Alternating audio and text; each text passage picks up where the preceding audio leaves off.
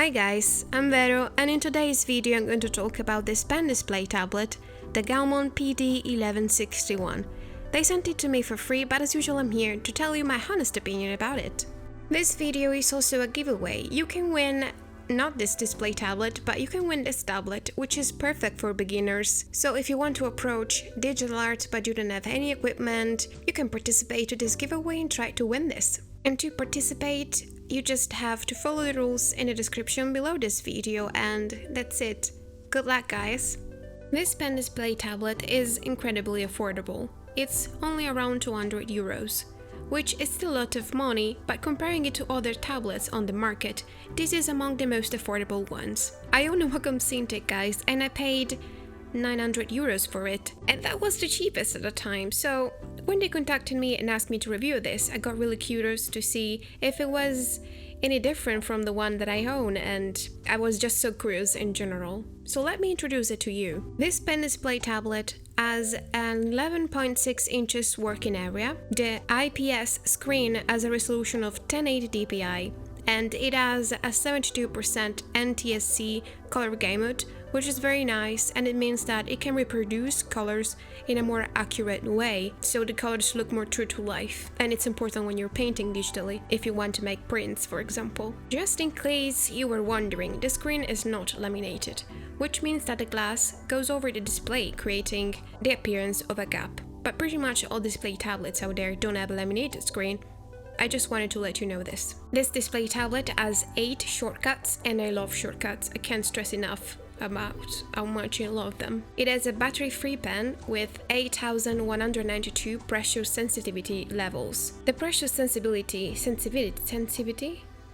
I don't know, is a thing that's supposed to make drawing digitally more natural and helps with the line control. This tablet has overall a very narrow and elongated shape, which makes it look a little bit funny, and honestly it makes the screen look smaller.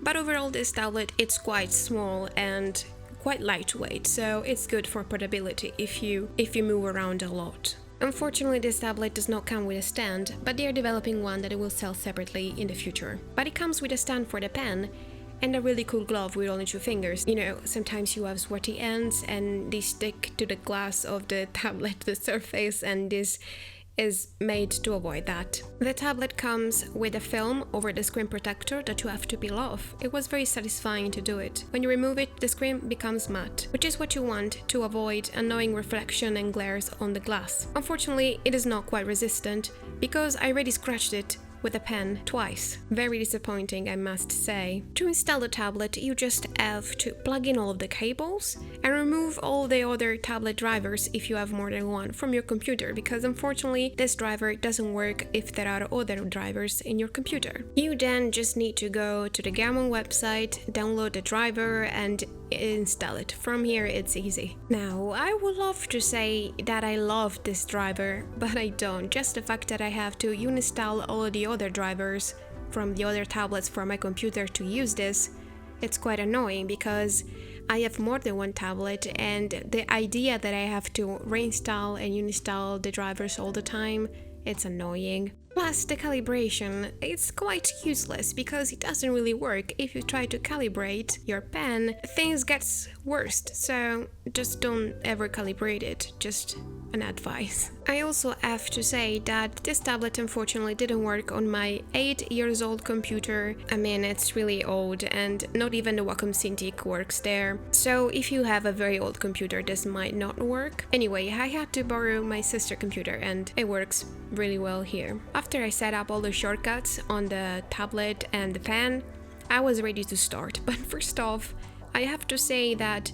I haven't used Photoshop to do digital art in ages, because of course that program doesn't work on my laptop as well. Just nothing works. I don't even know how I managed to edit videos on there. Like, it's a miracle all the time. I feel blessed every time I can export a video correctly. I need a new computer, I know.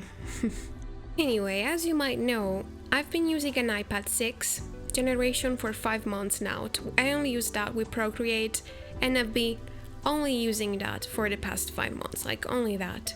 So I definitely love it, and I got used to it so much that drawing on a computer with a display tablet now feels so weird and different. I was so confused that I didn't know where to start, so I definitely approached this painting in the most random and wrong way possible, because I couldn't even remember how I used to paint digitally on Photoshop before, or it's just like I didn't know digital art anymore in general.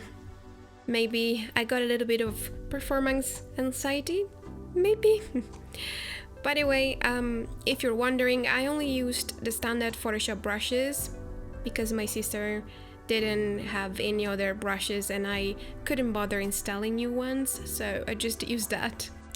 And guys, I don't know about you, but for some reasons, every time I use my computer to paint digitally, I always zoom in way too much.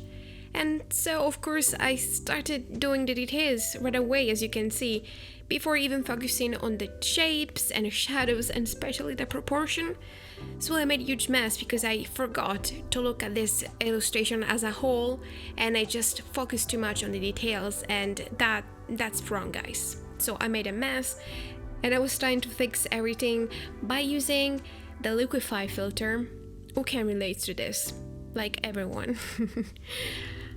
It sort of feels like a meme, like, you know, the tape meme. Lazy artist, 5 million mistakes, Liquify.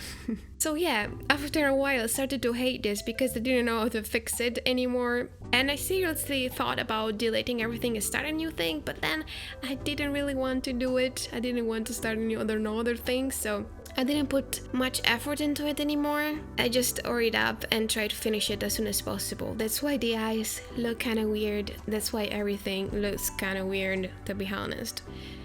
But I did all of this to test the tablet, and I needed to finish this painting to put it in this video. So I definitely got an idea on how this tablet works, and it worked pretty well. Sometimes the pen is not super responsive, but it happens really rarely. Now, in case you're wondering, yes, drawing on an iPad feels completely different than drawing on a display tablet. I think that's mainly because of the difference in the pens.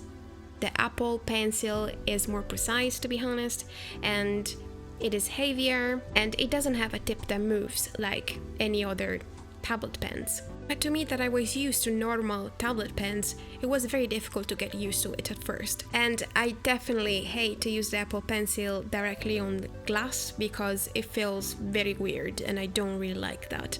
But now that I got used and I got a screen protector, I do prefer to use an Apple Pencil compared to a normal standard tablet pen for digital art.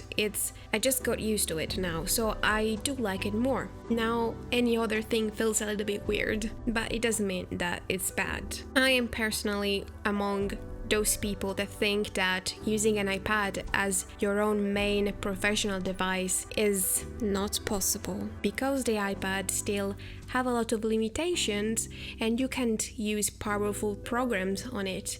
So even though the experience of drawing on an iPad is really cool, it's not enough to be used professionally, especially if you're a designer. If you do digital paintings, it might be enough, but then it all depends on the level of professionality that you need and on the size of the file that you need, because on the iPad you can't just use huge files.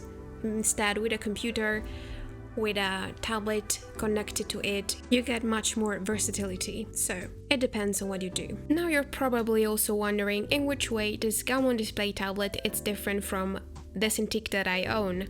And here's the thing, it's not that different. I own a 13HD Cintiq and I got the same problems I got with this one. The fact is that on a 900 euros device, or almost 1,000 sometimes, there shouldn't be such problems. The fact that the driver is really bad and the screen protector got scratched as well, and it's not covered by warranty, and it costs 200 euros to change, to repair. It's crazy. And even if that tablet came with a stand, it's useless because that stand doesn't even stand well, and all that's required from a stand is that it stands, but it doesn't.